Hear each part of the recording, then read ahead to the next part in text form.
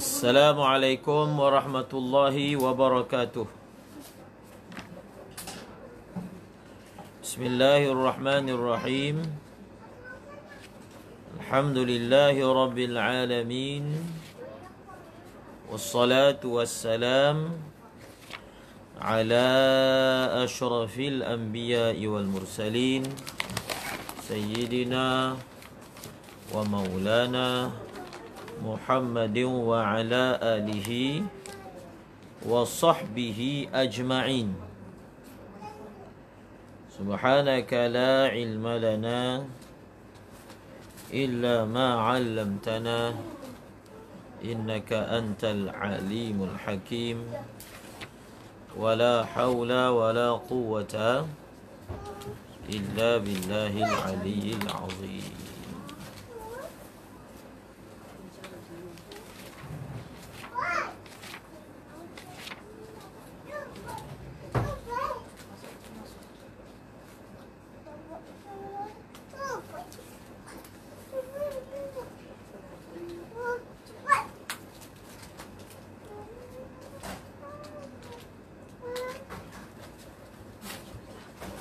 Alhamdulillah.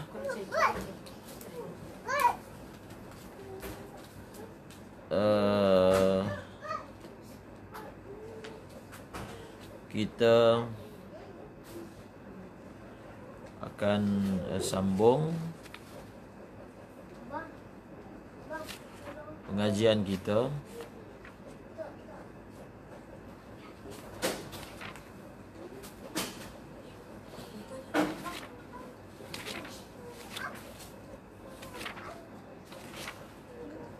Semalam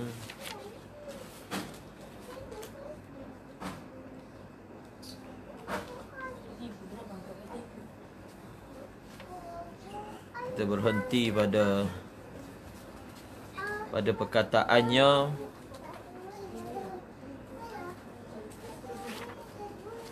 semalam kita berhenti pada perkataannya wa qala Ahmadu yukrahu ta'khiru khatmatin akthara min 40 yawman bila udhrin.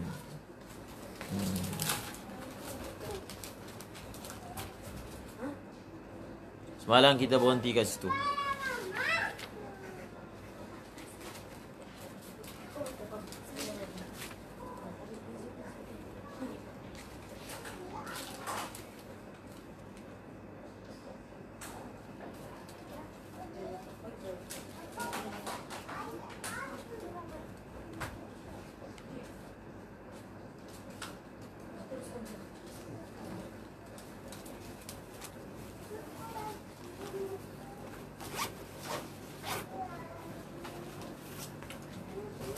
InsyaAllah kita mula.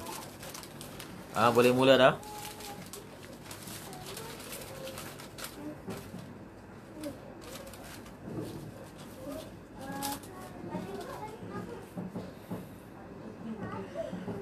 Seperti mana yang dijanjikan pada permulaan pembacaan kita ini, kita akan membaca petikan. Saya pun tulis. Kita akan memulakan dengan membaca petikan daripada matan Jam'il Jawami'. Daripada matan Jam'il Jawami'. Jadi siapa yang ada kitab Jam'ul Jawami' boleh buka pada bab Mutlaqun Nahyi. Mutlaqun Nahyi. Dan siapa yang tak ada kitab, salin. Saya pun salin juga.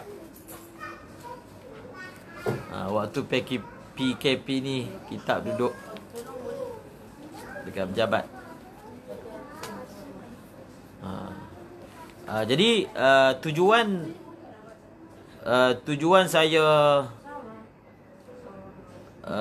ingin membicarakan tajuk ini, tujuannya, jadi semua boleh tengok balik pada perkataan yang kita belajar semalam. Perkataan yang kita belajar semalam. Itu sebenarnya. Cuba tengok pada perkataan semalam. Wa qala ba'dhum yabtulu aslu sawmihi. Wa huwa qiyasu Ahmada fi salati fil maghsubi. Wa huwa qiyasu madhhabi Ahmada fi salati fil maghsubi.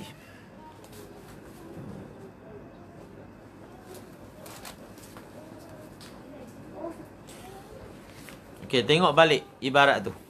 Buka balik ibarat tu. Wa qala ba'dhum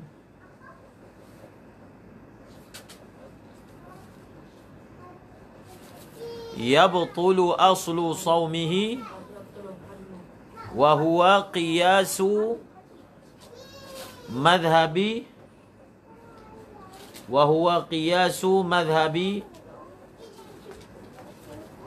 Ahmada fi salati fil maghsubi.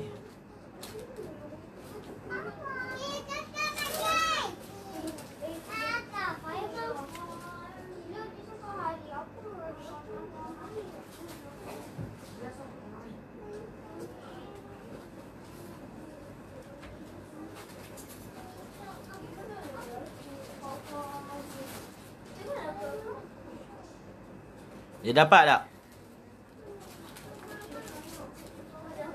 Dapat tak yang semalam tu? Buka balik.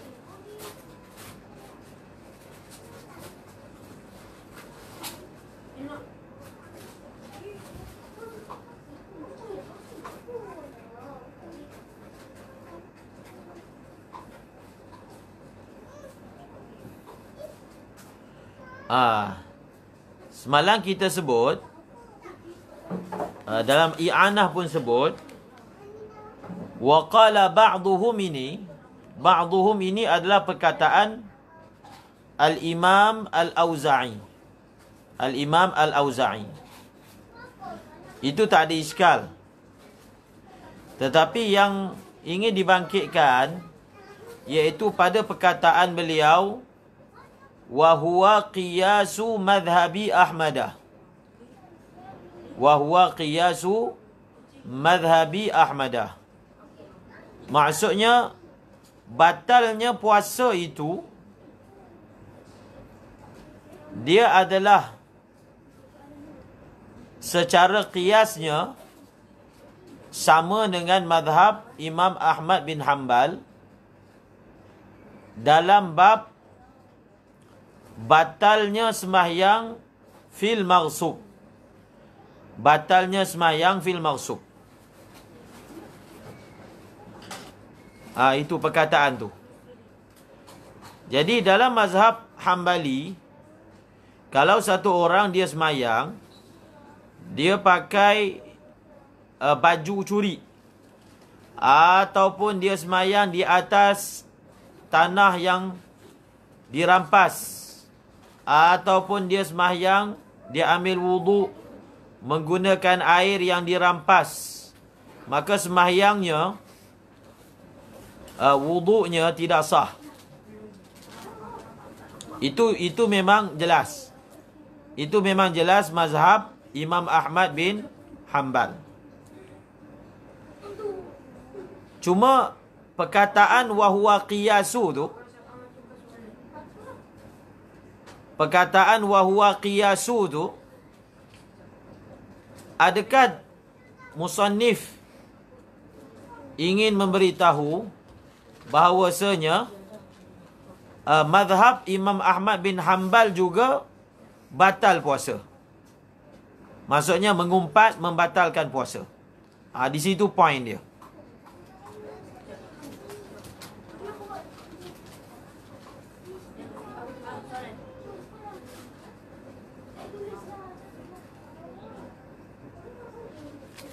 Jadi kita baca sedikit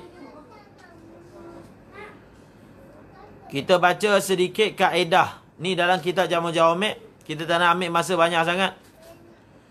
Tetapi kaedah ini ataupun usul ini penting. Usul ini penting.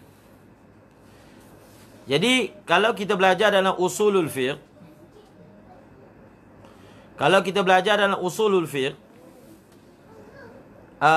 kita ada hukum taklifi dan kita ada hukum wad'i. Ataupun ada khitab taklif dan khitab wada'. Salah satu daripada khitab taklif adalah tahrim. Melahirkan hukum haram. Iaitu melalui nahi. Melalui larangan. Semalam kita ada sebut kalau larangan itu jazim, maka hukumnya haram. Kalau larangan itu tidak jazim, maka hukumnya adalah apa? Adalah makruh. Kalau dengan nahi khas, makruh. Kalau dengan nahi yang tidak khas, khilaful aula. Ada satu lagi perbahasan dalam usulul fiqh. Sebab kita belajar dalam fiqh, ada perkara yang hukumnya haram dan tidak sah. Dan ada perkara yang hukumnya haram dan sah. Haram tidak sah, haram dan sah. Itu disebut. Misalnya dalam bab buyuk kita akan dapati ada. Dalam bab semayang pun ada sebut.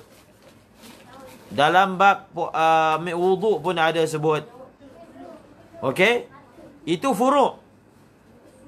Kalau kita belajar dalam usul, atas usul apakah hukum ini keluar? Maksudnya, bagaimanakah ulama' mengasaskan hukum perkara ini haram tapi sah? Perkara ini haram tapi tidak sah. Haram, sah. Haram, tak sah. Dalam bab muamalat banyak macam tu. Furu' memang kita boleh tahu. Surah-surah muamalat begini hukumnya haram dan sah. Ada lagi pula yang haram dan tidak sah. Maka dalam kitab usulul fiqh ada membincangkan satu tajuk. Tajuk itu berbunyi, adakah halin nahyu yufidul fasad? Adakah sesuatu yang dilarang ataupun melarang daripada buat sesuatu, maka menatijahkan perkara tersebut jadi tidak sah? Adakah apabila sesuatu itu dilarang, maka sesuatu yang dilarang itu tidak sah? Ada kaedahnya. Jadi kaedah itulah yang ingin kita baca sepintas selalu daripada matan Jam'il Jawami'. Tengok pada matan, wa mutlaqun nahyi wa mutlaqu nahyi tahrimi wa kadza at-tanzih fil adhari lil fasadi syar'an wa qila lughatan wa qila ma'nan fima 'adal muamalat. Fima 'adal muamalat. Tengok. Wa mutlaqun nahyi. Nahyi yang mutlak. Mutlaqun nahyi ni maksudnya an-nahyul mutlaq. Semata-mata larang. Wa mutlaqun nahyi tahrim wa kadza tanzih fil adhari. Semata-mata larangan haram, begitu juga larangan tanzih, maksudnya makruh. Menurut pendapat yang azhar, lil fasad adalah memberi faedah ataupun menatijahkan hukum tidak sah. Fasad tu maksudnya tak sah. Ini kaedah pertama. Mutlaqun nahyi tahrimi wa kadza tanzihi fil adhari lil fasad. Jadi apa maksud ibarat ni? Maksud ibarat ni mutlaqun nahyi. Tengok pada perkataan mutlaqun nahyi. Mutlaqun nahyi ni dia lawan dia an-nahyul muqayyad lah. An-nahyul muqayyad. Mutlaq nahi tahrim. Maksudnya larangan yang berbentuk mengharamkan. Itu tak ada khilaf. Wa kadzat tanzih. Begitu juga larangan dalam bentuk tanzih, maksudnya makruh. Fil azhari. Fil azhari ni merujuk kepada khilaf. Khilaf. Sebab ada ulama mengatakan, kalau nahyut tanzih tidak memberi faedah fasad. Kalau nahi itu tanzih, dia tidak memberi faedah fasad. Itu muqabil azhar. Tapi pendapat yang azhar, nahi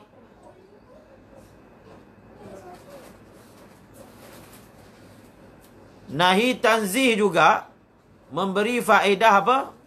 Memberi faedah fasad, tak sah. Memberi faedah fasad. Maksudnya, sama ada larangan itu litahrim ataupun larangan itu litanzih, dia memberi faedah fasad. Apa memberi faedah fasad? Perkara yang dilarang itu, kalau dibuat pun tidak sah. Perkara yang dilarang itu, kalau dibuat pun, maka hukumnya tidak sah. Okey, kaedah ni, bila kita transferkan kepada masalah apa? Kepada masalah sembahyang pada waktu-waktu yang diharamkan. Kita panggil al-awqatul makruha. Sembahyang pada waktu-waktu yang, kalau kitab, macam contohnya dalam kitab Matan Ghaya, diguna perkataan makruha. Dalam syarah sebut, ada khilaf. Adakah sembahyang dalam waktu tersebut hukumnya makruh ataupun hukumnya haram? Pendapat muktamadnya haram. Pendapat muktamadnya haram. Tetapi disebut dalam kitab, tak kisahlah. Tak kisahlah sama ada kita pakai pendapat bahawasanya sembahyang pada waktu-waktu tersebut hukumnya haram ataupun makruh. Dalam dua-dua surah tadi, sembahyang itu tetap tidak sah. Okey? Sembahyang itu tetap tidak sah. Sembahyang itu hukumnya tetap tidak sah.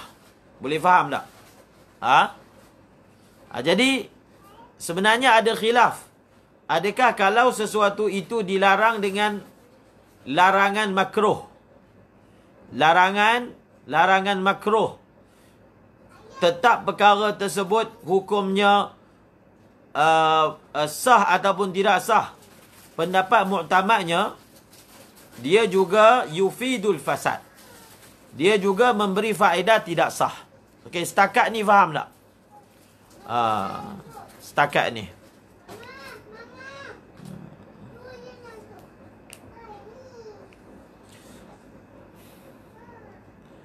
Kita cuba minimalkan masa untuk baca ni. Nanti panjang ni, habis satu malam ni kita baca tajuk ni je. Okey, habis. Itu baris pertama. Kemudian, syar'an, waqila lughatan, waqila ma'nan. Syar'an, waqila lughatan, waqila ma'nan. Kalau kita mempelajari kitab usulul fiqh, khususnya dalam kitab Jam'ul Jawami', perkara ni biasa. Perkara ini biasa dibahaskan. An-nahyu yufidul fasad, syarak ke, atau segi bahasa ke, ataupun segi makna. Syarak ke, ataupun syarak ke, ataupun lurah ke, ataupun makna. Ada tiga pendapat. Maksudnya pendapat pertama, yufidul fasad syar'an. Pendapat kedua, yufidul fasad lughatan. Pendapat ketiga, yufidul fasad ma'nan. Ada khilaf. Tetapi zahirnya, Imam Subki mentarjihkan yang pertama. Maksudnya, apa maksud syarak? Apa maksud an-nahyu yufidul fasad syar'an? Atas pendapat syarak. Syar'an. Maksud an-nahyu yufidul fasad syar'an, maksudnya hukum ini diambil daripada syarak. Kalau tak ada syarak, kita tak tahu. Hukum ini tak akan terbit. An-nahyu yufidul fasad syar'an tu maksudnya, ambilan hukum ini adalah daripada syarak. Ambilan hukum apa? Bahawasanya kalau sesuatu itu dilarang, maka hukumnya tak sah. Itu.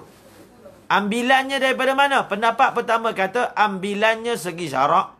Ambilannya segi syarak. Ini yang ditarjihkan oleh Matin Jami'il Jawami'. Pendapat kedua, ambilannya adalah segi lurah. Apa maksud segi lurah? Segi bahasa Arab. Yakni ahlul lurah. Memang dalam bahasa Arab, maksudnya kalau tak ada syarak pun, memang dalam sifat bahasa Arab, kalau sesuatu itu dilarang, maka perkara yang dilarang itu kalau dibuat pun tidak diterima. Ambilannya lurah. Kalau pendapat yang ketiga, ma'nan. Ma'nan. Boleh tengok dalam syarah Al-Badrut Tali', syarah mahalli bagi kitab ni. Jadi dalam syarah mahalli sebut, apakah maksud bahawasanya an-nahyu yufidul fasad. Ma'nan tu maksudnya, ma'nan ni kalau dalam kitab Jam'ul Jawami', maksudnya dia selalu sebut ma'nan tu maksudnya aqlan. Ma'nan tu maksudnya aqlan. Macam mana aqlan? Maksudnya dengan kita boleh fikir. Kalaulah perkara itu tidaklah perkara itu dilarang, melainkan benda tu tak ada faedah. Tak ada faedah maksudnya tak sah. Ma'nan tu maksudnya aqlan. Maksudnya tak ada faedah larang benda tu, melainkan kerana benda tu kalau buat tak ada apa-apa, sia-sia, tidak sah. Maka dapat difahami daripada akal, ma'nan, bahawasanya perkara tersebut tidaklah dilarang, melainkan kerana benda tu tak ada faedah. Melainkan dia tak ada faedah. Kalau dia ada faedah, dia tak dilarang lah. Faham?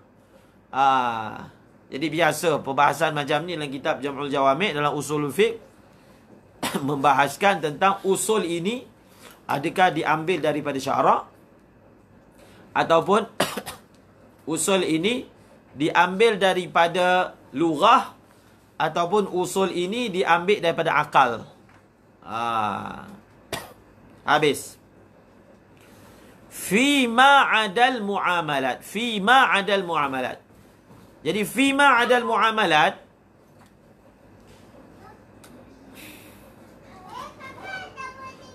jar majrur ni, jar majrur dia muta'alliq kepada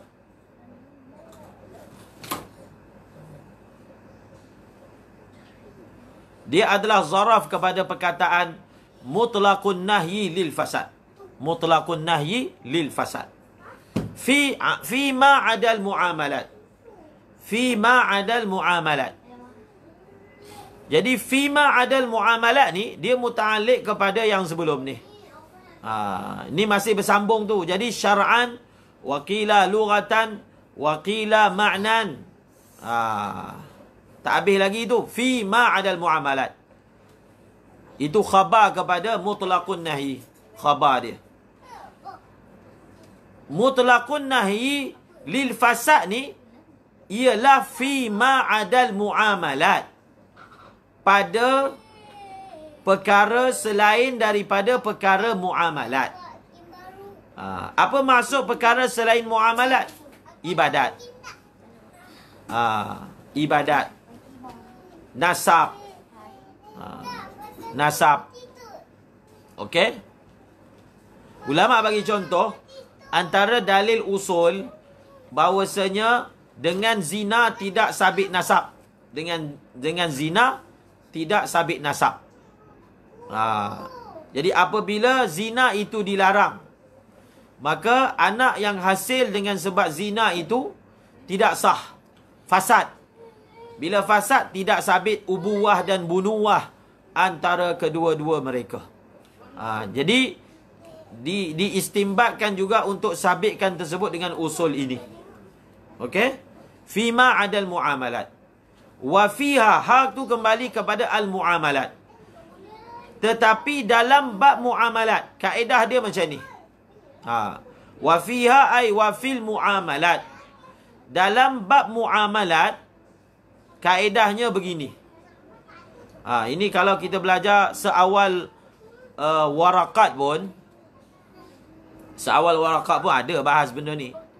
Wa fiha in raja'a ila amrin dakhilin.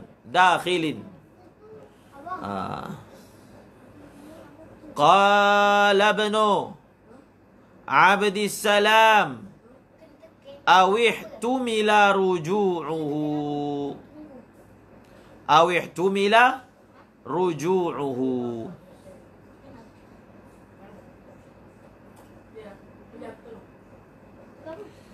Ila amrin dakhilin.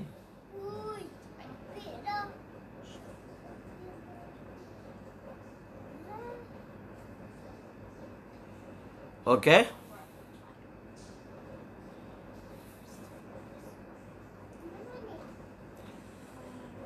Tengok ni. Wa fiha, tapi kalau dalam bab muamalat, dia punya kaedah dia ni ada tafsil. Kaedahnya ada tafsil. Tafsil dia apa dia?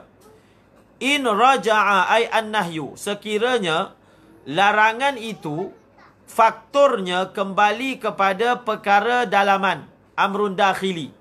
Lawan kepada amrun dakhili, amrun khariji. Qala ibnu Abdissalam awihtumila ruju'uhu ila amrin dakhilin aw lazimin wifaqan lil akthar.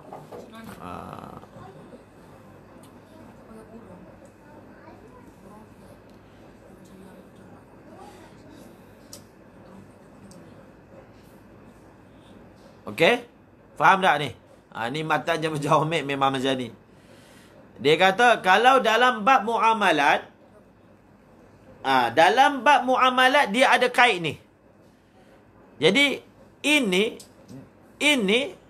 dia ini adalah kait yang mana kita boleh takdir sendiri dia punya jawab dia. Maksudnya ila amrin dakhirin aw lazimin fahuwa yufidul fasad. Kalau dalam bab muamalat, sekiranya faktor larangan itu kembali kepada faktor dalaman, amrun dakhili. Qala ibnu Abdissalam, Ibnu Abdissalam telah tambah awihtumila ruju'uhu ila amrin dakhilin. Jadi awihtumila ruju'uhu ni dia ataf kepada raja'a ila amrin dakhilin. Raja'a ila amrin dakhilin. Ataf ini dipanggil ataf talqini. Ataf apa? Ataf talqini. Apa maksud ataf talqini? Di antara huruf ataf itu dia ada qala dan apa-apa yang mustaq daripadanya. Jadi dalam bab muamalat, sekiranya larangan itu kembali kepada perkara dalaman, ini kita bagi ataf talqini.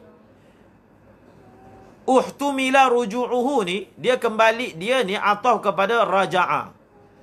Maksudnya, Ibnu Abdissalam kata, ataupun sekiranya dia ini ada ihtimal. Yang pertama tu memang tahakkuk. Dia punya sebab larangan tu ila amrun dakhili. Tapi Ibnu Abdissalam tambah, ataupun ada ihtimal faktor larangan itu kembali kepada amrun dakhili. Okey? Maksudnya hukum dia sama. Au lazimin. Au lazimin. Au lazimin ni ataf kepada dakhilin. Au lazimin ataf kepada dakhilin. Okey? Wifaqan lil akthar. Jadi ini pandangan kebanyakan ulama, kaedahnya dalam bab muamalat macam tu. Dapat tak? Dapat tak? Maksudnya kalau kita boleh ringkaskan, kalau larangan itu dalam bab muamalat, kalau faktor larangan itu kembali kepada amrun dakhili ataupun amrun khariji tapi dia lazim. Dia amrun khariji tapi dia adalah lazim. Jadi kena tulis dia punya marja' dia tu. Tulis dia punya marja' dia. Pak kembali dia. Maksudnya pandangan ini adalah muafiq dengan kebanyakan ulama. Okey, apakah contoh dalam bab muamalat yang mana dia punya sebab larangan itu kembali kepada amrun dakhili. Dalam kitab selalu diberi contoh bai'ul malaqih. Ini contoh yang mana faktor larangan itu ialah amrun dakhil. Amrun dakhil, contoh bai'ul malaqih. Bai'ul malaqih ni maksudnya menjual anak dalam kandungan. Menjual anak dalam kandungan. Jadi menjual anak lembu. Jadi Nabi SAW larang, naha an bai'il malaqih. Hadisnya begitu. Maka ulama mengatakan, ni tengah bagi contoh ni. Bai'ul malaqih. Jadi malaqih ni adalah isi kandungan binatang. Jadi kita tak boleh buat akad jual malaqih, tak boleh. Maksudnya malaqih itu ialah maksud bil bai'i. Tak boleh. Kalau buat juga hukumnya tak sah. Hukumnya tak sah. Haram dan tidak sah.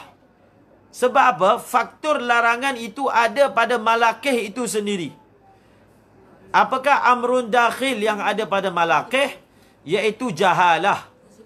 Malaqih itu adalah benda yang majhul. Maka menjualnya malaqih ni janin lah, janin. Anak dalam perut. Anak binatang dalam perut. Maka hukumnya tidak apa? Hukumnya tidak sah. Ataupun larangan itu kembali kepada amrun khariji tapi lazim. Dalam kitab dia bagi contoh bai'u dirham bidirhamain. Bai'u ini contoh bagi amrun lazim. Bai'u dirham bidirhamain. 1 dirham tukar dengan 2 dirham. Masalah ni kita khilaf dengan Hanafi. Mazhab Syafi'i tak sah. Ini bai'u sarf. Bai'u ribawi. Mazhab Hanafi sah, mazhab kita tak sah. 1 dirham dengan 2 dirham. Okey, ini contoh amrun khariji tapi dia adalah lazim. Habis. Ini kaedah dalam bab muamalat. Wa qala al-Imam al-Ghazali wal imamu fil ibadati faqat. Tengok ni. Wa qala al-Imam al-Ghazali wal imamu fil ibadati faqat. Telah berkata oleh al-Imam al-Ghazali, Muhammad bin Muhammad bin Muhammad bin Muhammad bin Muhammad al-Ghazali, Imam al-Ghazali. Wal imam, dalam kitab Jam'ul Jawami'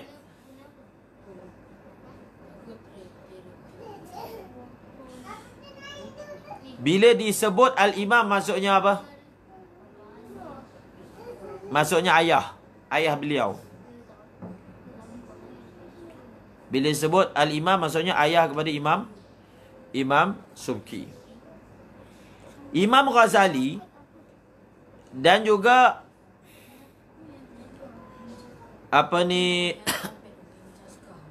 ayah kepada Imam As-Subki mengatakan kaedah ni mutlaqun nahyi lil fasad ni hanya dalam bab ibadat sahaja. Okey? Hanya dalam bab ibadat sahaja.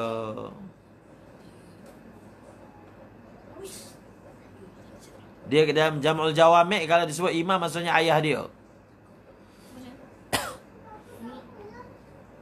Okey?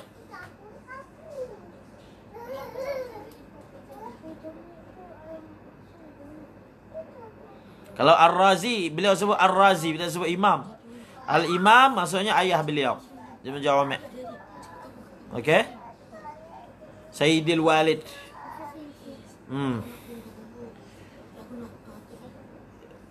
Dalam bab ibadat sahaja. Jadi Imam Ghazali ada kitab usul yang besar, Al-Mustasfah. Masya Allah. Tengok sisi usuli Imam Al-Ghazali sangat luas. Al-Mustasfah. Kitab yang sangat luas perbahasannya. Jadi Imam Al-Ghazali dan juga Al-Imam mengatakan kaedah ini hanya terpakai dalam bab ibadat. Dalam bab apa? Ibadat.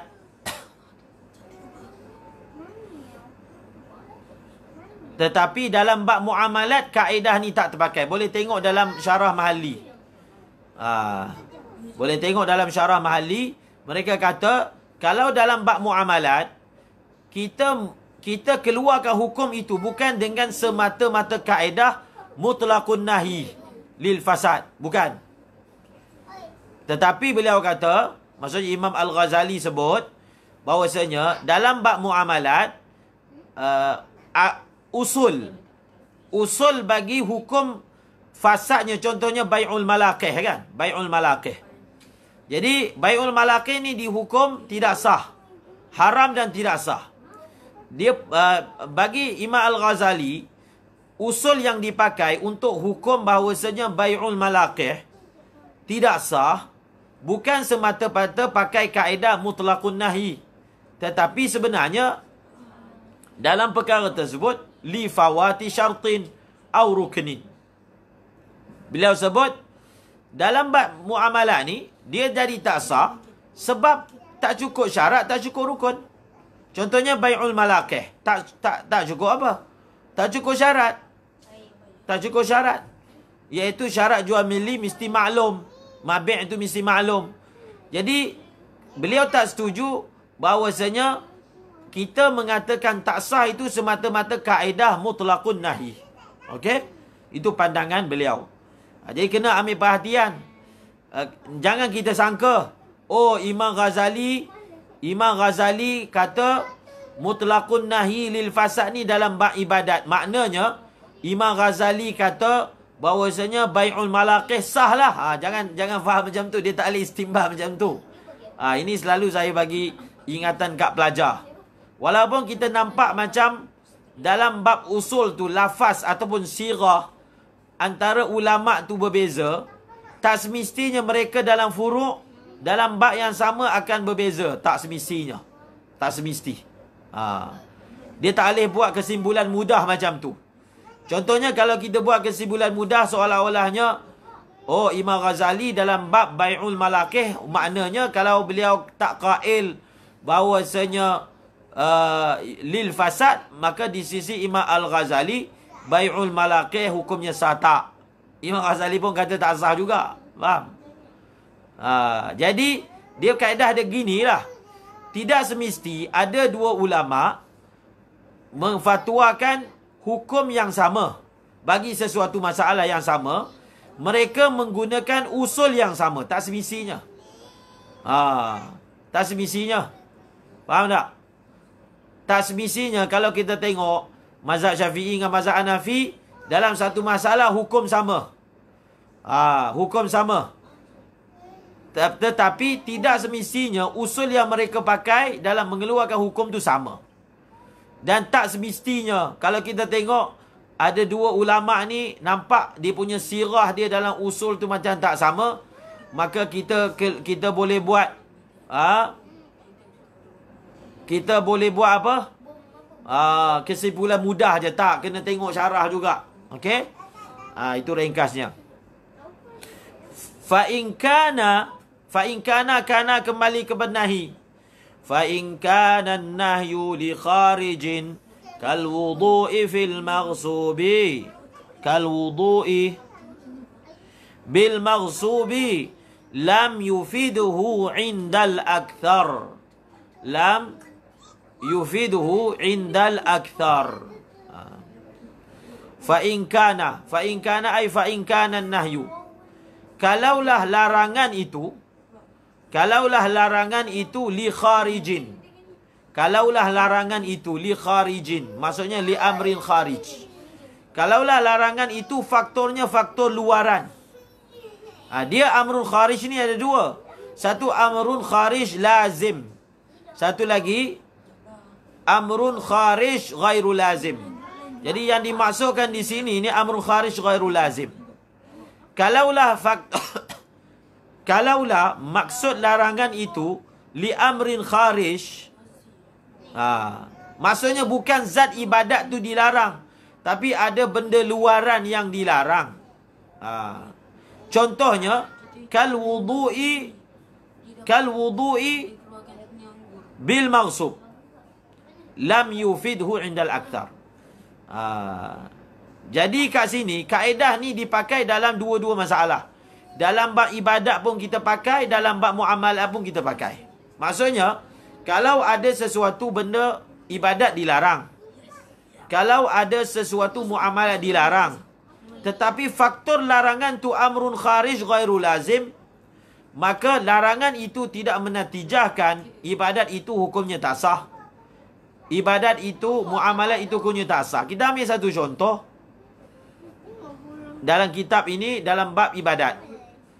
Satu orang ambil wudu pakai air curi.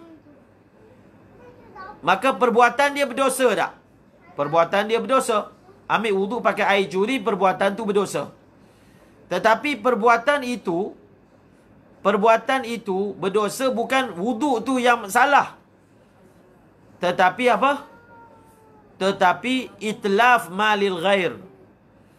Itlaf, dia tak lazim. Maksudnya untuk itlaf malil ghair, tak semestinya dengan jalan wudu. Itu yang dimaksudkan. Larangan ini, perbuatan wudu dengan benda yang haram tadi hukumnya haram. Tetapi faktornya bukan zat wudu itu, tetapi amrul kharij, iaitu itlaf mal ghair. Maka di sisi kebanyakan ulama, wudu itu hukumnya sah. Kita ambil satu contoh lagi. Sembahyang pakai baju haram, pakai baju curi. Jadi dia sembahyang tu berdosa sebab dia sedang melakukan ghasab. Dia telah istila ala milkil ghair, ghasab. Tetapi hukum sembahyang itu sah walaupun haram. Sebab yang dilarang itu bukan zat semayang itu, tetapi yang dilarang itu adalah apa? Adalah istila ala milkil ghair, iaitu ghasab. Okey? Jadi hukumnya haram tapi sah. Kalau dalam bab muamalat, contohnya satu orang yang berniaga selepas azan yang kedua, fas'au ila dzikrillahi wa dharul bai'. Maka hukumnya, hukum jual beli pada waktu lepas azan yang kedua hukumnya sah. Haram tapi sah. Okey? Haram tapi hukumnya sah. Sebab faktor larangan itu bukan zat jual beli, tetapi iaitu tarkus sa'i ila salati. Tarkus sa'i ila zikrillah, iaitu khutbah. Tarkus sa'i ila zikrillah. Dan dia tak lazim, tak semestinya orang itu dia nak jadi meninggalkan sa'i ila zikrillah tu mesti dengan jalan berniaga, boleh jalan lain. Sebab tu maksudnya dia tidak lazim. Tidak lazim tu maksudnya tidak semestinya larangan itu hanya berlaku dalam surah berniaga je, ataupun dalam surah semayang je, ataupun wudu je. Boleh juga berlaku dalam surah yang lain. Itu maksud tidak lazim. Okey? Itu contoh dia. Kalau kita nak bagi contoh kan,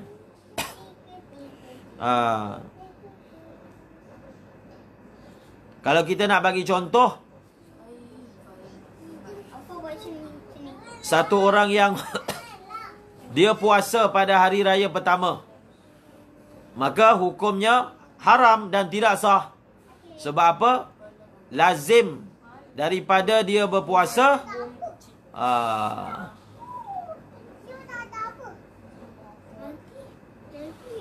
Itu Ustaz Muaz ada bagi ta'rif tu.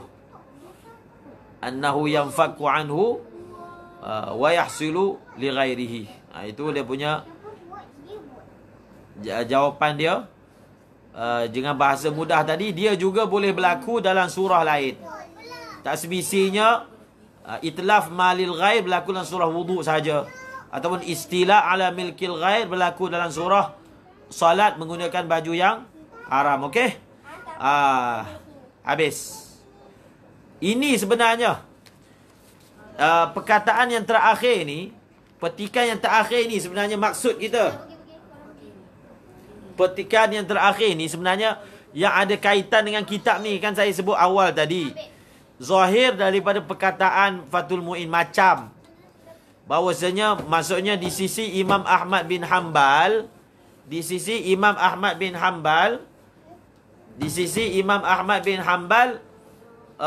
kalau satu orang mengumpat ketika puasa, puasa dia batal.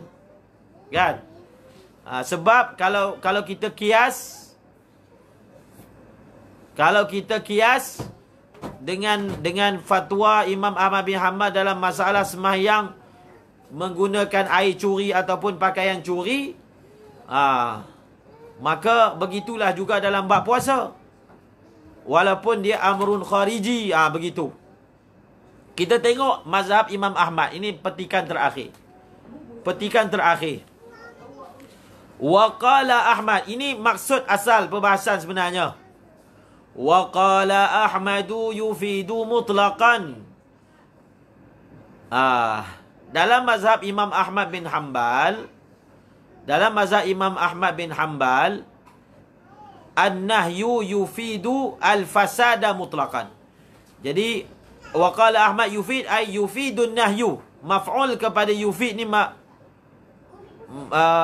mahdhuf. Maksudnya al-fasad. Wa qala Ahmad yufidu ay yufidun nahyu al-fasada mutlaqan. Wa qala Ahmad yufidu ay yufidu an-nahyu al-fasada mutlaqan. Mutlaqan ni maksudnya sawaun raja'an nahyu ila amrin dakhilin am ila amrin kharijin. Itu takdir mutlaqan. Sawaun raja'a ila amrin dakhilin ataupun amrin kharijin. Ini poin dia. Okey, boleh faham tak poin yang kita nak bicara malam ni? Kita cuba nak fahami apa maksud Fathul Mu'in mengatakan kalau kita kias dengan mazhab Imam Ahmad bin Hanbal dalam masalah solat bil maghsub, maka fatwa yang mengatakan ya betulu aslu saumihi sepadan dengan kiaskan dengan fatwa Imam Ahmad bin Hanbal bahawasanya sembahyang menggunakan air maghsub itu tidak sah. Zahirnya seolah-olah menunjukkan mazhab Imam Ahmad dalam bab ghibah, namimah, qauluz zur, maksudnya perkataan-perkataan yang buruk ini membatalkan puasa. Memang betul kaedah Imam Ahmad bin Hanbal, an-nahyu yufidul fasada mutlaqan. Mutlaqan tu maksudnya sama ada faktor larangan itu kembali kepada amrin kharij ataupun amrin dakhil, maka dalam dua-dua keadaan itu memberi faedah apa? Tidak sah. Memberi faedah tidak sah. Jadi contoh solat bi thawbil maghsub, solat fil ardil maghsubah, bil ma'il maghsub, itu memang betul sepadan. Tapi betul ke mazhab Imam Ahmad bin Hanbal bahawasanya mengumpat membatalkan puasa? Kita habiskan dulu sikit lagi satu baris. Walafzuhu haqiqatan, walafzuhu haqiqatan wa inin tafal fasadu lidalil. Walafzuhu haqiqatan wa inin tafal fasadu lidalil. Walafzuhu ay walafzun nahi. Ini perkataan Imam Ahmad bin Hanbal ni. Walafzuhu ni masih maqulah kepada Qala Ahmad. Qala Ahmad. Dan bermula lafaznya, lafaz nahi ini, dia tetap makna dia masih hakiki. Walaupun lil ghayah. Walaupun ternafinya fasad dengan dalil. Maksudnya, kena faham. Dalam mazhab Hambali, di sisi Imam Ahmad bin Hanbal, memang an-nahyu yufidul fasad mutlaqan. Tapi dia ada kait tu. Malam yadullad dalil ala intifaihi. Kena tambah. Malam yadullad dalilu ala intifaihi. Okey? Malam yadullad dalil ala intifaihi. Memang di sisi Imam Ahmad bin Hanbal, an-nahyu yufidul fasad. Betul. Tapi beliau ada satu kaedah. Malam yadullad dalil ala intifaihi. Tapi kalau ada dalil dalam sesuatu larangan, kalau ada dalil bahawasanya larangan tersebut tidak memberi faedah fasad, maka dia tak jadi fasad. Tapi kalau tak ada dalil, selagi tak ada dalil, kita hukum asal. Maksudnya mereka punya kaedah al-aslu fin nahi lil fasad. Asalnya nahi itu tak sah. Tapi kalau ada dalil bahawasanya dia itu sah, maka hukumnya sah. Dalam kitab Syarah Mahalli telah dibawa satu contoh. Contoh tersebut adalah talaqul haid. Talak wanita yang sedang haid. Nabi larang daripada talak wanita yang sedang haid. Tapi di sisi mazhab Imam Ahmad bin Hanbal, kalau orang tu dia talak perempuan yang sedang haid, talak tu tetap jatuh. Walaupun talaqul haid manhiyun anhu. Walaupun talak perempuan yang sedang haid dilarang, tetapi apa? Tetapi sah. Sebab apa? Di sisi Imam Ahmad bin Hanbal ada dalil yang menunjukkan talak itu sah. Apa dalilnya? Sebab dalam hadis Ibnu Umar, Nabi SAW telah memerintahkan Ibnu Umar untuk rujuk semula. Jadi ar-rujuk, al-amru bir-rujuk dalilun ala sihhati talaq. Kerana rujuk ni adalah fara' daripada sahnya talak. Kalau talak tak sah, mana ada istilah rujuk? Jadi bila Nabi memerintahkan beliau untuk rujuk, menunjukkan bahawasanya talak itu sah. Ini dalil. Okey? Jadi apa maksud walafzuhu haqiqatan? Maksud Imam Ahmad bin Hanbal, an-nahyu yufidul fasad, dan makna dia masih makna hakiki, walaupun ada sebahagian afrad dia terkeluar dengan sebab dalil. Maksudnya makna dia tetap makna asli nahi, walaupun apa? Walaupun sebahagian afradnya telah terkeluar dengan dalil yang tertentu. Cukuplah tu untuk jadi kesimpulannya. Faham tak? Faham tak?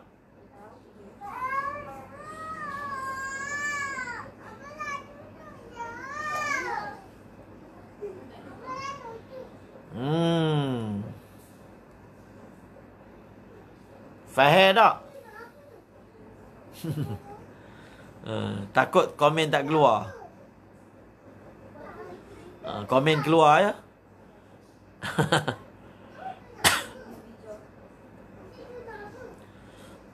Okey. Sekarang ni yang lebih penting kita nak faham. Yang lebih penting kita nak faham, sebenarnya di sisi Imam Ahmad bin Hanbal, ghibah tidak membatalkan puasa. Saya telah semak dalam kitab-kitab mazhab Hambali, memang secara pasti mazhab Imam Ahmad bin Hanbal tak batal puasa. Ada satu perkataan Imam Ahmad bin Hanbal yang sering dinukilkan oleh ulama Hambali. Lafaz dia, "Lau kanatil ghibatu tuftiru." "Lau kanatil ghibatu tuftiru, maka lana saumun." Ataupun lam yabqa lana saumun. Ini perkataan ni memang dinukil banyak. Imam Ahmad sebut, "Lau kanatil ghibatu tuftiru,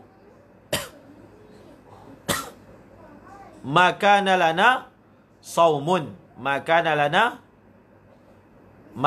lana saumun. Lau kanatil ghibatu tuftiru, makana lana saumun, atau lam yabqa lana saumun. Jadi perkataan Imam Ahmad ni sudah cukup menjadi dalil bahawasanya di sisi beliau bahawa tidak batal puasa dengan sebab ghibah. Selain daripada Imam Auza'i yang mengatakan batal puasa ni siapa? Imam Ibnu Hazm Al-Zahiri. Ibnu Hazm Al-Zahiri, pendapat beliau, semua maksiat membatalkan puasa. Pendapat Imam Ibnu Hazm Al-Zahiri, semua maksiat membatalkan puasa. Semua maksiat. Maksiat apa pun membatalkan puasa. Okey? Cukup setakat itu, kita sambung balik isi kitab kita. Kita sambung balik isi kitab, insya-Allah.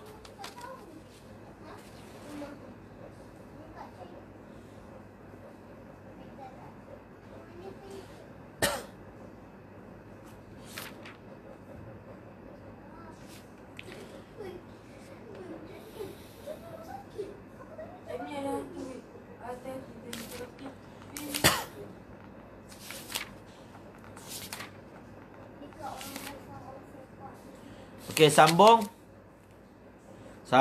pada perkataannya apa? Kita sambung wa iktharu ibadah.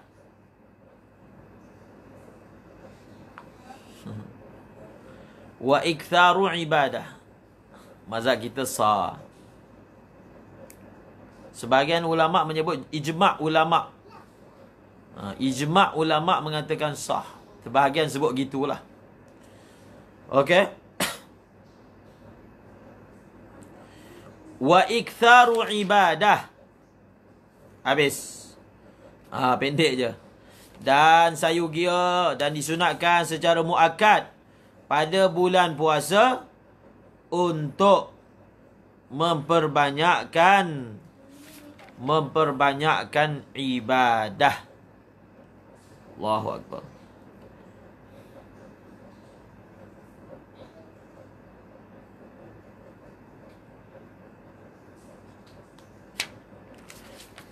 Jadi kita masuk apa? Kita masuk bab iktikaf. Kita masuk bab iktikaf. Jadi bulan puasa sayugia memperbanyakkan ibadah.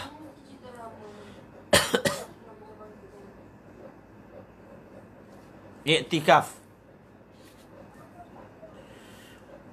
Kita masuk bab iktikaf ya. InsyaAllah. Lepas habis bab iktikaf, ujung dia bahaskan tentang puasa sunat. Pelik sikit susunan dia. Kalau dalam kitab Minhaj, iktikaf ni last lah. Banyak kitab bab iktikaf ni sebut akhir. Khalas. Di hujung. Tapi di sini beliau sebut bersama dengan perkara-perkara sunat. Perkara-perkara yang disunatkan secara muakkad untuk dilakukan oleh orang yang sedang berpuasa. Okey. Allahumma salli ala sayyidina Muhammad wa'tikafun ataf kepada wasunnah. Disunatkan memperbanyakkan i'tikaf. Lil ittiba'. Sebab apa? Sebab apa disunatkan memperbanyakkan i'tikaf? Sebabnya lil ittiba'. Sebab itulah benda yang Nabi banyak buat semasa bulan puasa. Orang kata kita ni bukan i'tikaf. Kita ni banyaknya istrikaf. Istrikaf tu maksudnya duduk dengan isteri je. Walaupun bulan puasa. Jadi disunatkan memperbanyakkan i'tikaf lil ittiba'. Sebab apa? Disebabkan mengikuti Nabi sallallahu alaihi wasallam. Itu dalil. Ada hadis yang menyebut al-mu'takifu ya'kifu adh-dhunuba wa yajri lahu min al-ajri ka ajri 'amilil hasanati kulliha. An Aisyah radhiyallahu anha qalat kana Rasulullah sallallahu alaihi wasallam ya'tikifu al-'ashra al-awakhir min Ramadan hatta tawaffahu Allah. ثم اعتكف أزواجه من بعده لأنه أقرب لصون النفس عن ارتكاب ما لا يليق ما لا يليق. Nabi SAW banyak melakukan i'tikaf. ولا تقربوهن وأنتم عاكفون ولا تباشروهن وأنتم عاكفون في المساجد. Okay, kita baca i'tikaf li'ittiba' siyama bitashdidil ya wa qad yukhaffafu wal afsahu jarru ma ba'daha wa taqdimu la 'alayha wa ma za'idatun wa hiya dalatun 'ala anna ma ba'da aula bil hukmi mimma qablaha. Okey. Di sini pengarang Fathul Mu'in ada bahaskan sedikit perkataan siyamah. Siyama ni baca dengan tasydid dan kadang-kadang dibaca dengan takhfif, siyama. Dan adapun kalimah yang datang lepas siyama ni nak baca dengan rafa' ke nak baca dengan jar? Maka kata pengarang Fathul Mu'in wal afsahu jarru ma ba'daha. Yang lebih fasihnya kita baca kalimah yang datang lepas siyama ni baca majrur. Sebagai apa? Al-majrur bil idhafah. Jadi mudhafun ilaih. Wa taqdimu la 'alaiha. Dan yang lebih fasih sebelum siyama tu ada la. Maksudnya la siyama. La siyama. Okey. Dan ma tu pula ma zaidah. Jadi kalau kita baca kalimah yang lepas siyama tu majrur, maka kita kena takdirkan, kita kena i'rabkan ma tu adalah ma zaidah. Barulah dia boleh jadi mudhafun ilaih kepada siya. Barulah dia boleh menjadi mudhafun ilaih kepada siya. Jadi ma ni adalah zaidah. Ma adalah zaidah. Jadi ma zaidah ni adalah untuk i'rab dibaca dengan majrur. Kalau dibaca dengan marfu', maka ma itu adalah ma mausul.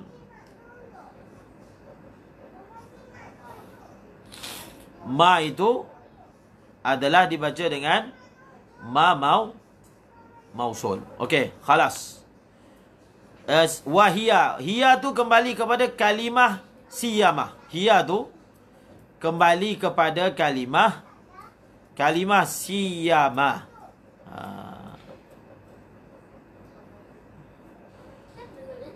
Kalimah apa? Siyamah.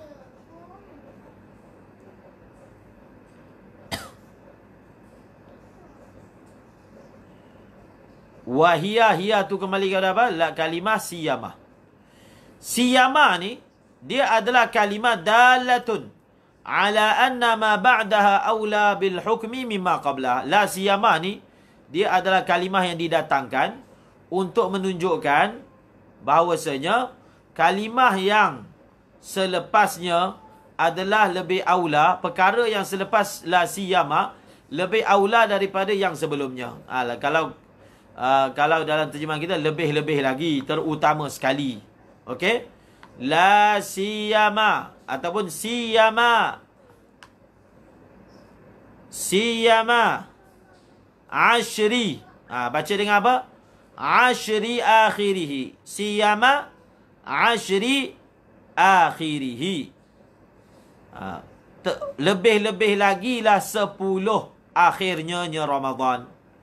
Maksudnya Terutamanya kita memperbanyakkan semua tadi di 10 yang terakhir daripada bulan Ramadan.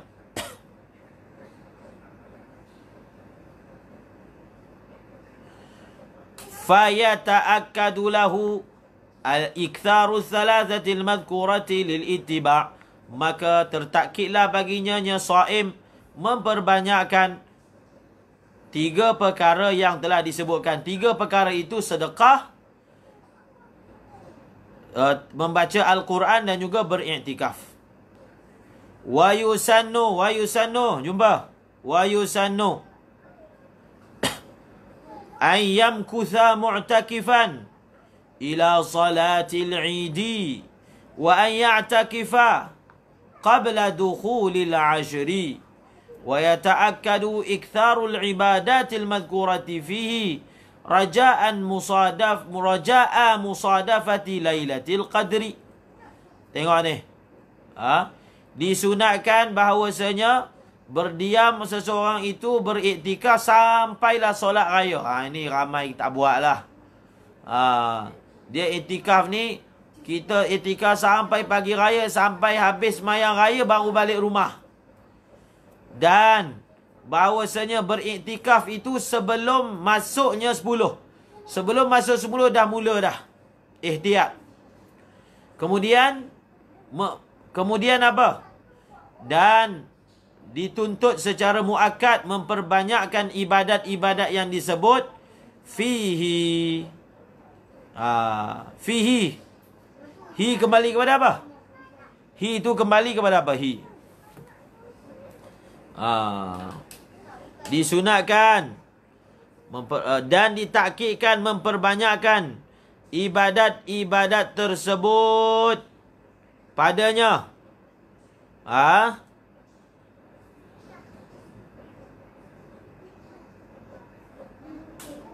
Pada 10 yang akhir. Raja'a musadafati lailatul qadri. Sebab apa? Sebab apa disunatkan untuk dia memperbanyakkan ibadat? Kerana mengharapkan bertembung. Musadafah tu maksudnya bertembung dengan Lailatul Qadar. Bertembung dengan Lailatul Qadar. I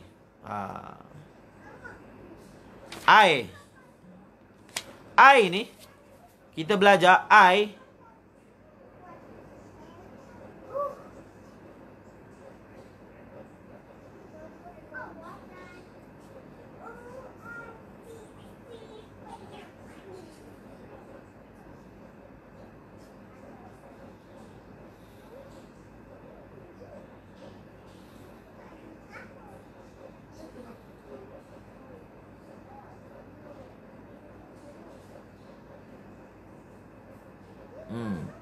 dia zahirnya fihi tu bukan kembali kepada fihi ni, zahirnya dia tak kembali kepada asyar. Sebab kalau asyar kita baca dengan jamak fiha. Zahirnya ni fihi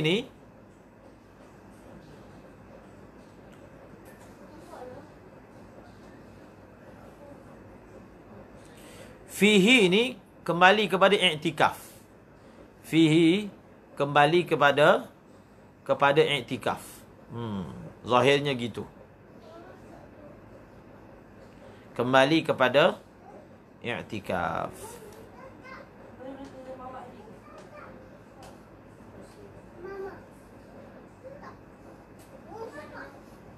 Okey. Jadi hi itu memang zahirnya kembali kepada i'tikaf.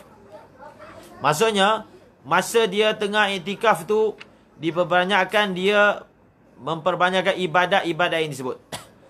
Okey, I ni dia adalah tafsir. I ni huruf tafsir. Ingin mentafsirkan perkataan qadar. Qadar tu maksudnya apa? Qadar tu maksudnya apa? I al-hukmi. Qadar Lailatul Qadar. Qadar tu maksudnya Lailatul Hukum. Ataupun Lailatul Fasal, buat keputusan. Qadar juga maknanya apa? Syaraf, kemuliaan. Kemuliaan. Qadar juga kemuliaan. Kemuliaan. Jadi fi kembali kepada i'tikaf. Okey? Jadi ai itu dia nak tafsirkan apa? Al-qadar itu maknanya apa? Al-hukum. Qadar juga memberi makna al-fasal. Qadar juga memberi makna asy-syaraf. Asy-syaraf. Okey? Qadar kan? Qadar kan makna kemuliaan.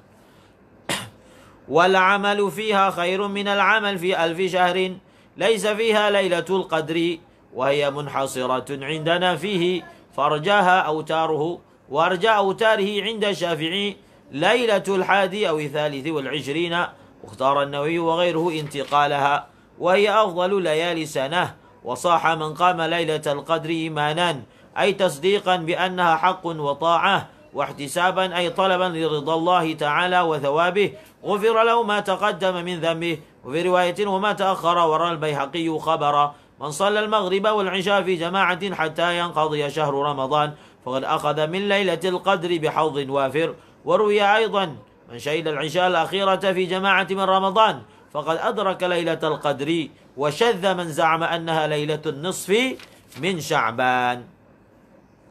Dan amalan dalam malam Lailatul Qadar lebih baik daripada amalan 1000 bulan. Yang dalam 1000 bulan itu tidak ada Lailatul Qadar. Kemudian berlaku khilaf. Adakah malam Lailatul Qadar ini dia ada sepanjang tahun ataupun hanya ada dalam bulan Ramadan? Sebenarnya ada khilaf. Muhammad Zakaria pun ada bahaskan dalam Fadilat Ramadan. Di sisi kita, bahawasanya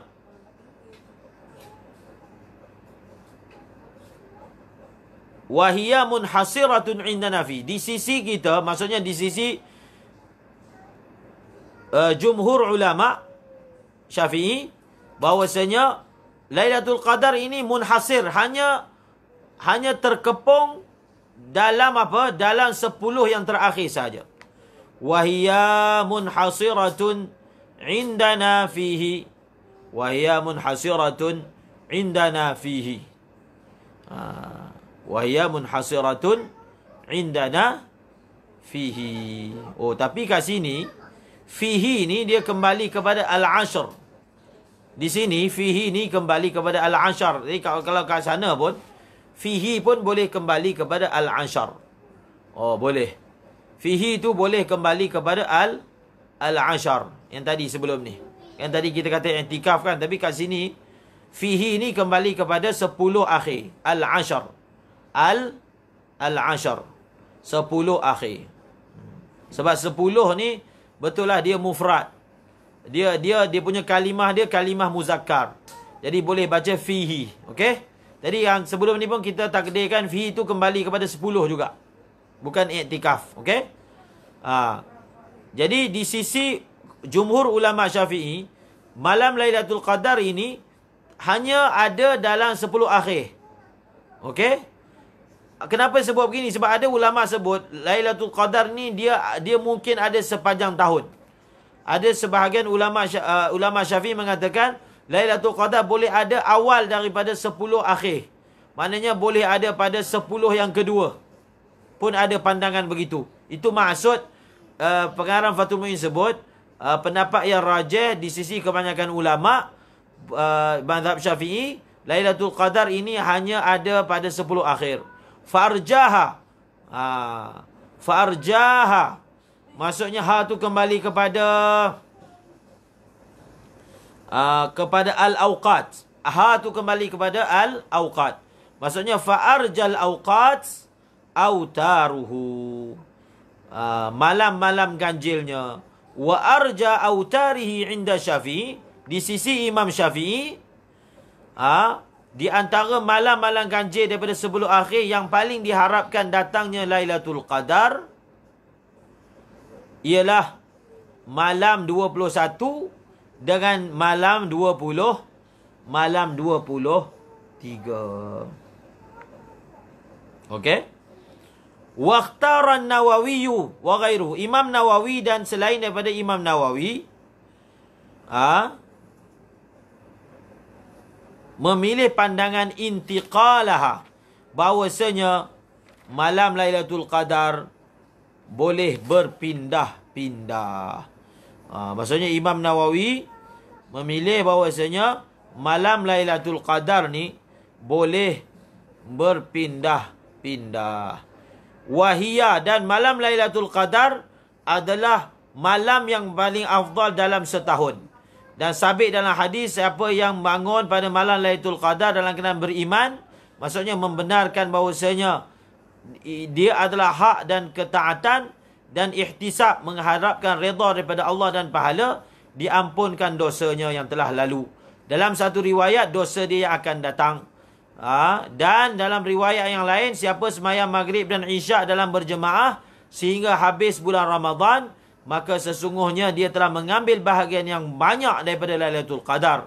Ada riwayat yang lain, siapa yang datang semayang isyak yang akhir, maksudnya semayang isyak berjemaah pada bulan Ramadan, sesungguhnya dia telah dapat Lailatul Qadar. Dan telah syazlah orang yang berpandangan bahawasanya yang dimaksudkan dengan Lailatul Qadar itu adalah malam nisfu Syaban. Maksudnya, ada pendapat syaz yang kata, inna anzalnahu fi lailatul qadr. Maksudnya malam, apa dia? Malam nisfu Syaban. Dhaif tu. Ada yang mentafsirkan inna anzalnahu fi lailatul qadr. Lailatul Qadar itu maksudnya malam nisfu Syaban. Dhaif, syaz. Pendapat itu adalah syaz. Kalau nak baca ushr, 1/10.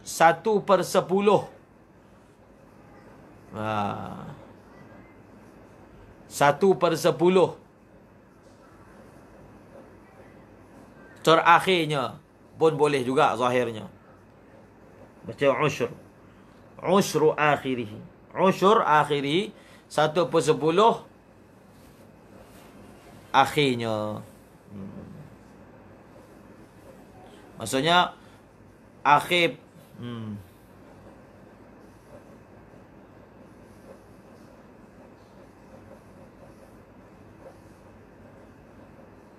1/10 yang akhir.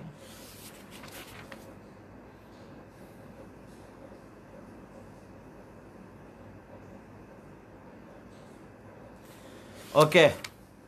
Pukul berapa dah jam? Okey. 10.52. Jadi kita masuk sikit bab i'tikaf. Kita masuk sikit bab i'tikaf.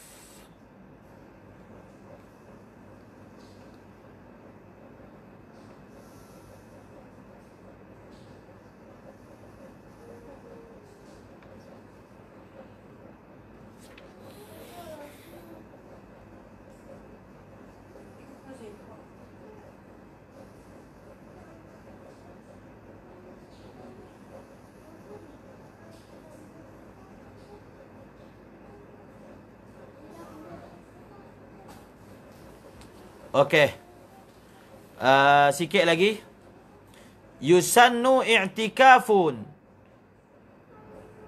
Yusannu i'tikafun kulla waqtin wa huwa lubthun fawqa qadri tuma'ninati as-salah walau mutaraddidan fi masjidin aw rahbatihi allati lam yutayaqqan huduthuha ba'dahu wa annaha ghairu masjidin bi niyyati i'tikafin walau kharaja walau li khala'in ma lam يقدر الاعتكاف المندوب أو المنذور بمدة بلا عزم عود جدد النية وجوبا إن أراده وكذا إن عاد بعد الخروج لغير النهو خلاء من قيده بها كيوم فلو خرج عازما العود فعاد لم يجب تجديد النية. Okey. Dia bab iktikaf ni.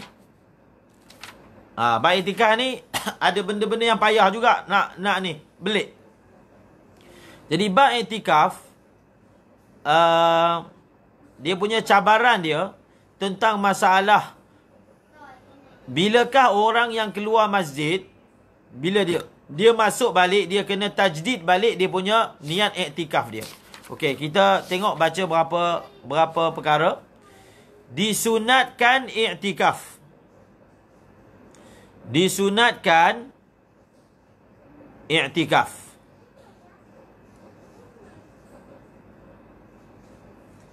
Setiap waktu. Maksudnya, iktikaf ini dia punya waktu dia setiap waktu. Bila-bila pun masih ada sunat untuk iktikaf. Ada 3 amalan yang mana syaratnya adalah masjid. Pertama, sembahyang tahiyatul masjid. Yang kedua, iktikaf. Yang ketiga, tawaf. Ada 3 amalan yang syarat sahnya adalah masjid. Pertama apa? Iktikaf. Yang kedua, sembahyang tahiyatul masjid. Yang ketiga adalah apa? Tawaf. Okey, 3 amalan yang syarat sahnya adalah masjid. Jadi, iktikaf ini dia ada 2 rukun. Pertama, niat. Yang kedua, lubthun. Berdiam. Pertama, niat. Yang kedua, lubthun. Lubus yang lebih daripada kadar tamakninah. Ayyakuna fauqa qadri tamakninah. Kemudian syarat nak sah iktikaf, dia tak boleh gila. Dia mesti Islam. Okey, dia masih Islam. Okey. Disunatkan iktikaf setiap waktu. Maksudnya, bila-bila waktu pun masih ada sunat untuk iktikaf. Apakah ta'rif iktikaf? Wa huwa lubthun fawqa qadri tuma'ninati salah. Dia adalah berdiam lebih daripada kadar tumakninah sembahyang. Lebih daripada kadar tumakninah sembahyang. Maksudnya, kalau sekadar tumakninah tak cukup, dia kena lebih daripada kadar tumakninah. Walau mutaraddidan fi masjidin. Walaupun dia tak berhenti. Dia bergerak-gerak dalam masjid. Tapi hati niat tumakninah. Dan dia punya hati niat iktikaf. Lebih daripada kadar tumakninah, dah sah dia punya iktikaf dia. Maksudnya, daripada ibarat ni kita faham, iktikaf ini tidak disyaratkan istiqrar dan sukun. Tak syarat. Iktikaf ini, dia tidak disyaratkan istiqrar ataupun sukun. Tidak disyaratkan. Kemudian, walaupun mutaraddidan, walaupun dalam keadaan bergerak-gerak dalam masjid. Jadi sebab itu kita kata syarat iktikaf itu di dalam masjid au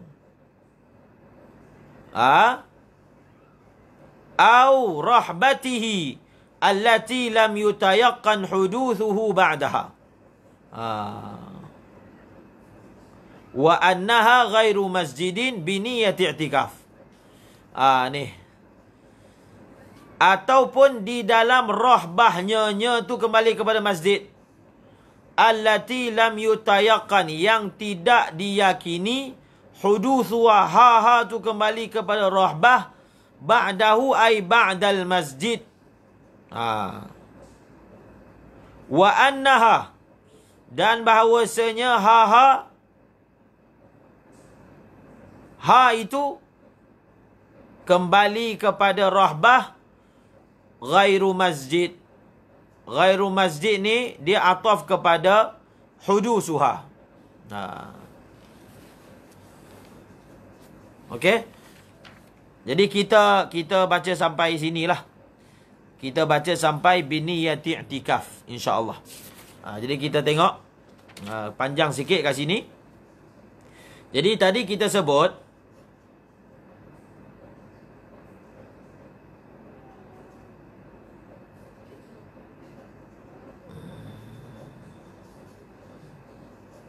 dia syarat iktikaf ni dia mesti dalam masjid ataupun di dalam rahbah masjid. Di dalam apa? Rahbah masjid. Jadi kena letak dia punya marja' dia. Ataupun di dalam rahbah masjid yang tidak diyakini baru dibina akan dia rahbah selepas masjid.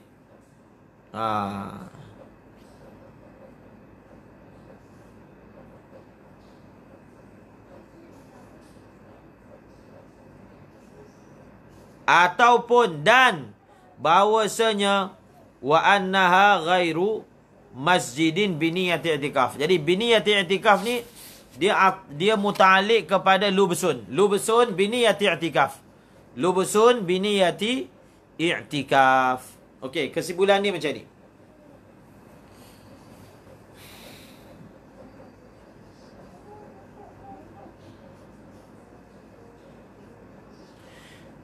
Okey, kesimpulan ya. Ni last.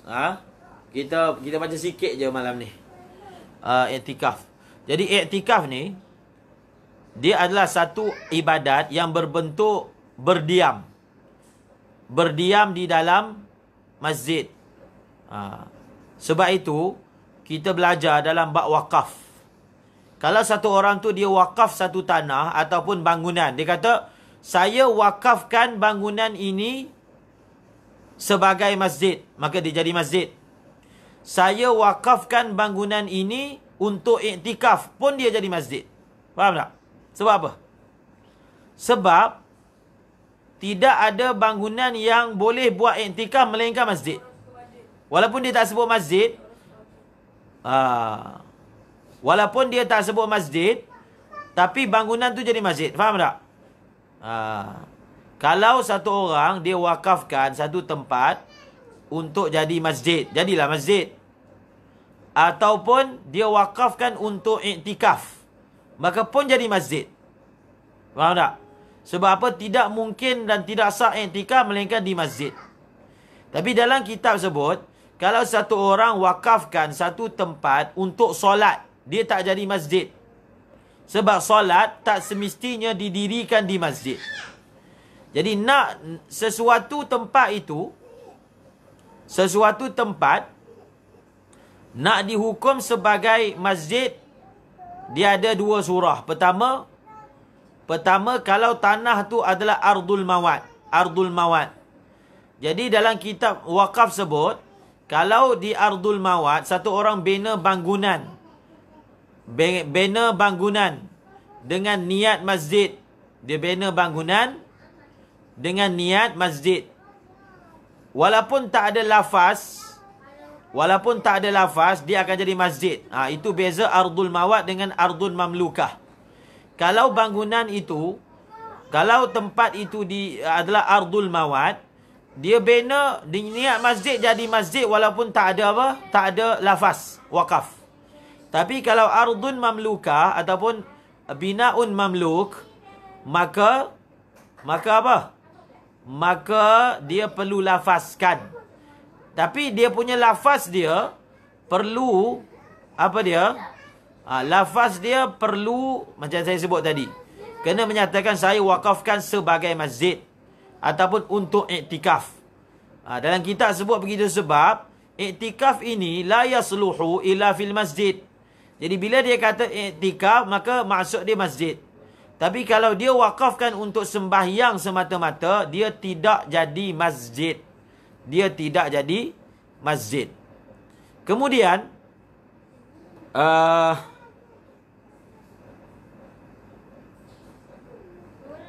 ulama bincangkan tentang apa? Ulama bincangkan tentang sesuatu tempat yang bentuk dia ni bentuk masjid. Bentuk dia bentuk masjid. Tapi kita tidak tahu hal dia. Kita tidak tahu tentang hal tempat tersebut. Adakah tempat tersebut adakah orang itu niat wakaf ke tak niat? Maka ulama mengatakan memadai kalau bangunan tersebut binaan dia bentuk masjid, maka kita hukumkan dia sebagai hukum masjid. Kalau kita hukum sebagai masjid. Jadi dalam masalah masjid ni memang penting. Kita ada kitab Imam Az-Zarkashi. Kita ada kitab karangan Ibnu Imad Al-Aqfahsi, lagi panjang. Maknanya lebih mutaakhirin daripada Imam Zarkashi tentang masjid. Kalau Imam Zarkashi, kalau tak silap, I'lamus Sajid fi Ahkamil Masjid. Dan kalau Imam Ibnu Imad, Tashilul Wusul. Tashilul Wusul ila Zuwaril Masajid, lebih kurang begitu. Itu bagus tu. Jadi ada yang tadi ni perbahasan tentang rahbah. Dia ada satu dipanggil harim, satu lagi dipanggil rahbah. Kalau harimul masjid, la ya'khudhu hukmal masjid.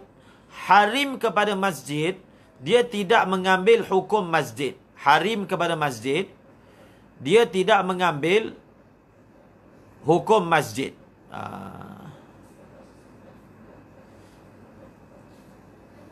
Itu satu. I'lamus Sajid. Ustaz Muaz ada type kitab karangan ulama Yaman daripada apa nama dia, tapi tajuk dia Bughyatun Nashid. Bughyatun Nashid hukum masjid. Jadi harim ni, harimul masjid la ya'khudhu hukmal masjid. Dalam kitab dia tafsirkan apa maksud harim masjid. Harim masjid ni adalah ruang yang disediakan. Dia tulis dalam kitab adalah ruang yang disediakan untuk apa? Ilqa'il qumamah. Tashilul maqasid. Ya. Ustaz Abdul Hamid Ibnu Imad. Itu bagus tu. Tashilul maqasid. Untuk apa? Zuwaril masajid. Bagus. Kita Ibnu Imad. Jadi, perbahasan masjid ni memang sangat penting lah. Kalau ada buku dalam bahasa Melayu yang ambil daripada semua kitab ni, masail pelbagai. Sangat cantik. Jadi, harim masjid ni disebut, ta'rif dia adalah ma yu'addu. Ma yu'addu li'ilqa'il qumamah wa sabbil ma'. Itu harimul masjid. Macam kita kata kaki lima lah yang kat luar tu, tepi longkang tu. Itu dipanggil harim masjid. Ma yu'addu li'ilqa'il qumamah wa sabbil ma'. Kawasan-kawasan yang mana disediakan untuk apa? Kawasan-kawasan yang disediakan untuk buang sampah daripada luar tingkap itu, dan kawasan untuk tuang air. Itu dipanggil harim. Jadi harim masjid, dia tidak mengambil hukum masjid. Tetapi dalam kitab ada bahaskan tentang rahbah. Rahbah masjid ni, sehingga kan Imam Nawawi bahaskan bahawasanya perbahasan tentang rahbah masjid ni sangat penting. Dia sangat penting dan perlu ditahqiqkan. Jadi dalam majmu' Imam Nawawi ihtimam juga, boleh cek perbahasan tentang rahbatul masjid. Jadi rahbatul masjid, kalau tengok dalam kitab Fathul Mu'in sebut, rahbatul masjid ini, rahbatul masjid adalah bahagian yang mana dihukum sebagai masjid. Rahbatul masjid. Tapi cuba tengok dalam kitab disebut ada dua syarat. Ada dua syarat rahbatul masjid, kita tak hukum sebagai masjid. Kita akan hukum sebagai masjid dengan dua syarat. Rahbatul masjid akan dihukum sebagai masjid dengan dua syarat. Syarat pertama, adamu tayaqquni huduthiha ba'dahu. Itu yang pertama. Adamu tayaqquni huduthiha ba'dahu. Iaitu syarat pertama, rahbah masjid ini dihukum masjid, ialah tidak diyakini bahawasanya rahbah itu ditambah selepas dibina masjid. Maksudnya, masjid buat dulu baru rahbah dibuat. Syarat pertama. Kemudian, yang kedua, annaha ghairu masjid. Syarat kedua, adamu tayaqquni annaha ghairu masjid. Adamu tayaqquni annaha ghairu masjid. Syarat rahbah itu dihukum sebagai masjid ialah apa? Tidak diyakini dia itu bukan masjid. Kalau dua syarat ini ada, barulah rahbah itu dihukum sebagai masjid. Bila rahbah itu dihukum sebagai masjid, maka barulah boleh iktikaf di sana. Jadi dia akan ambil lah semua hukum masjid. Sembahyang tahiyatul masjid, perempuan haid, perempuan nifas, boleh masuk ke tak boleh masuk, dua syarat. Okey. Jadi rahbah ni, kalau dalam kitab diberi ta'rif ni. Kalau dalam kitab diberi ta'rif rahbah ni, adalah apa? Rahbah ini diberi ta'rif adalah apa? Dengan ta'rif, lebih kurang ta'rif dia, makanun yuhawwatu lil masjid. Lebih kurang, lafaz Arab dia tak, nanti saya bawa lagi. Tapi dia punya terjemahan dia, rahbah ini adalah ruang. Rahbah ini adalah ruang yang mana dia telah dikepung ruang tersebut dengan dinding. Dengan dinding masjid. Dia mahuwita, tu ta'rif dia. Mahuwita li ajlil masjid. Rahbah ini adalah kawasan, dia kawasan lapang. Tapi kawasan itu dia ada kepungan dan dia disediakan untuk masjid. Macam kita selalu sebut macam beranda masjid kan, beranda. Jadi beranda masjid tu adalah kawasan, dia satu memang bersambung dengan masjid. Dan dia ada kepungan tepi dia, dia punya dinding dia, benteng dia. Maka itulah yang dimaksudkan dengan rahbah. Satu ruang utama, satu lagi dia punya beranda. Lebih kurang macam tu kalau masjid kita. Jadi beranda itu ataupun rahbah. Tapi rahbah ni nak kata terjemah beranda pun tak juga. Tapi kalau dalam konteks tempat kita ni beranda lah. Ma huwita li ajlil masjid, huwita. Ada haid tu. Sesuatu kawasan lapang yang mana dikepung untuk masjid. Dan dia bersambung dengan masjid.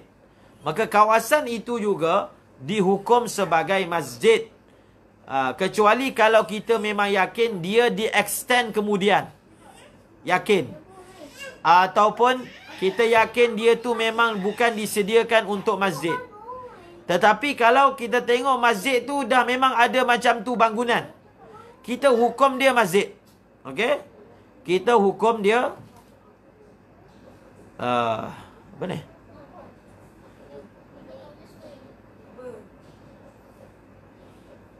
Kita hukum dia sebagai masjid. Jadi itulah tu anjung beranda.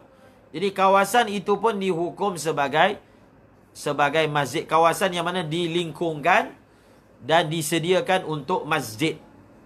Maka hukumnya juga adalah masjid. Tapi kalau ada kawasan yang memang dia bersambung dengan masjid. Ni Syekh Haidar ada sebut. Dia nak jadi dia Masjid Seri Petaling yang bawah tu bukan, itu tangga. Kawasan tangga itu memang dia adalah tangga. Dia bukan adalah kawasan lapang yang disediakan untuk masjid. Dia adalah tangga. Tangga dikira luar masjid. Yang betul-betul anjung tu, anjung yang atas tu, lepas tangga. Sayap kanan tambahan luar, itu tak dikira masjid. Sayap kanan tambahan luar kan, kiri dan kanan, dia tak dikira masjid. Memang masa dibina itu kan luar masjid. Luar ada longkang lagi. Jadi dia punya kaedah dia, kalau dia begini. Kalau satu orang, ada orang tanya kan, ada orang kata perempuan tak boleh masuk hatta lepas pagar masjid. Dekat tempat parking pun tak boleh masuk. Sebab kawasan itu diwakafkan semua untuk masjid. Jadi kawasan tu hukumnya masjid. Tak betul. Dia gini. Kalau satu orang wakafkan kawasan untuk masjid, di tempat kita maksudnya, dia wakafkan untuk masjid dan fasilitisnya, marafik masjid. Jadi yang mana dihukum sebagai masjid, yang mana haram masuk, yang mana kawasan dikira tanah masjid. Maka dia bergantung kepada plan. Masa kita buat plan, kita tentukan, okey, kawasan ni kawasan sebagai tempat semayang. Kawasan ni tandas. Kawasan ni kawasan dewan belajar. Dewan belajar. Jadi dia kalau diwakafkan untuk masjid, maksudnya kawasan itu untuk masjid dan fasilitisnya. Itu memang urufnya begitu.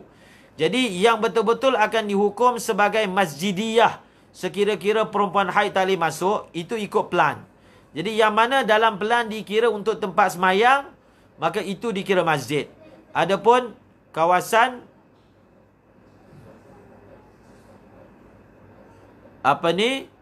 kawasan apa? Kawasan yang mana masa plan awal tu kita sediakan sebagai dewan, tempat nikah. Memang daripada awal begitu. Maka dia tidak dikira sebagai masjid. Dia sebenarnya masalah rahbah ni, fatwa dia ni, ialah berdasarkan apa? Berdasarkan ihtiyat. Maksudnya, kalau kita tengok ada ruang yang mana dia bersambung dengan masjid, maka kalau kita tak tahu dia punya asal mahsul dia, kita hukum dia masjid. Kita hukum dia adalah masjid. Jadi kalau macam masjid KLIA itu kawasan yang menuju ke tandas, zahirnya dia bukan masjid. Tapi kawasan yang dah masuk ruang yang mana luar daripada dewan solat, kawasan itu memang disediakan juga untuk solat, maka zahirnya dia juga dikira sebagai masjid. Jadi, nampak tak? Masalah rahbah ni, Imam Nawawi pun sebut, perbahasan dia ataupun tahqiq rahbah ni sangat penting. Maknanya nak dapatkan sempadan ni sangat penting sebab dia akan menerbitkan hukum yang penting.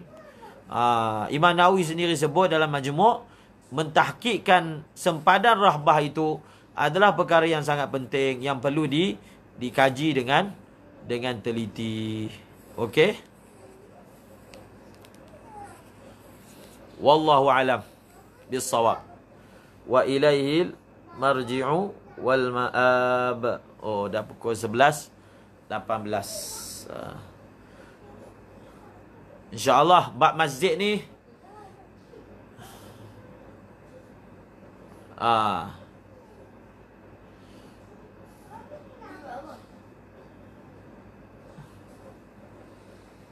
jadi kitab-kitab yang disebut tadi itu penting tu. Ibn Imad Tashilul Maqasid, kitab I'lamus Sajid bi Ahkamil Masjid, kitab Bughyatun Nashid bi Ahkamil Masjid. Maka masail-masail untuk tahqiq ruang tersebut. Apatah lagi masalah surau dengan masjid. Jalan menuju ke tandas, anjung belakang tu dikira masjid. Anjung belakang dikira sebagai masjid, tapi yang tangga tu kita tak hukum sebagai masjid. Anjung belakang kita hukum sebagai masjid, tapi yang turun tangga tu kita tak hukum sebagai masjid. Jadi insya-Allah jadi perbahasan belum matang lagi sebenarnya berkaitan dengan masjid ni. Dia ada perbahasan dalam kitab Fathul Mu'in juga, dalam I'anah. Tadi ada Ustaz Luqman dan Nuri tu nukilkan, boleh mutalaah lagi tentang masjid ini. Sempadan-sempadan itu, border-border tu perlu diukur dengan baik, kerana hukumnya adalah apa? Adalah berbeza.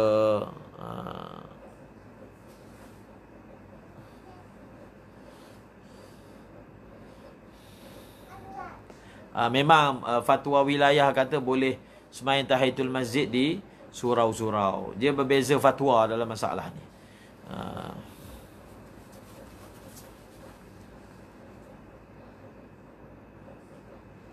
Dia kalau kawasan yang bukan asal masjid, kemudian kawasan-kawasan di-extend, kawasan itu tetap tidak akan jadi masjid kalau tak diwakafkan.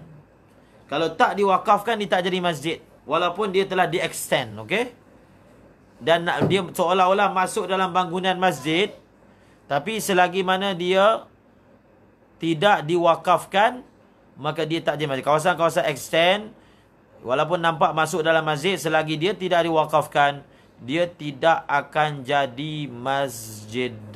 Dia tidak akan jadi masjid. Jadi siapa yang akan wakafkan? Nazir, orang yang pemegang kuasa wakaf kepada tanah tersebut, dialah yang akan mewakafkan ataupun tidak mewakafkan. Selagi dia tidak diwakafkan, dia tidak akan jadi masjid walaupun nampak bersambung dengan masjid. Itu kalau kita tahu hakikat. Kalau kita tak tahu hakikat, kita nampak bersambung, kita hukum masjid lah. Tapi kalau kita tahu hakikat, itu lain. Jadi sebab itu, dia hukum ni tak sama. Satu, hukum dasar ihtiyat untuk kita yang tak tahu. Untuk orang yang tahu, untuk dia, untuk hukum yang macam dia tahu. Okey? Sebab itu rahbah tu, mungkin dia akan jadi beza dengan orang yang baru datang tempat tu dengan orang yang dah tahu hakikat masjid tersebut. Okey? InsyaAllah kita sambung lagi pada hari yang berikutnya kalau ada rezeki. Bismillahirrahmanirrahim. Alhamdulillah Rabbil Alamin. Wassalatu wassalamu ala asyrafil anbiya wal mursalin wa ala alihi wa sahbihi ajma'in. Allahumma 'allimna ma yanfa'una wanfa'na bima 'allamtana warzuqna 'ilman nafi'a. Allahumma ij'alna minal ladzina yanzuruna al-kitaba nazratan wahida wa yahfazuna ma fihi wa yafhamuna bihi wa ya'maluna bihi wa yuballighuna bihi. Allahumma inna nastawdi'uka ma 'allamtana fardudhu ilayna 'inda hajatina ولا تنسناه يا رب العالمين. وصلى الله على سيدنا محمد النبي الأمي وعلى آله وصحبه وبارك وسلم. سبحان ربك رب العزة عما يصفون وسلام على المرسلين والحمد لله رب العالمين. آمين برحمتك يا رب العالمين.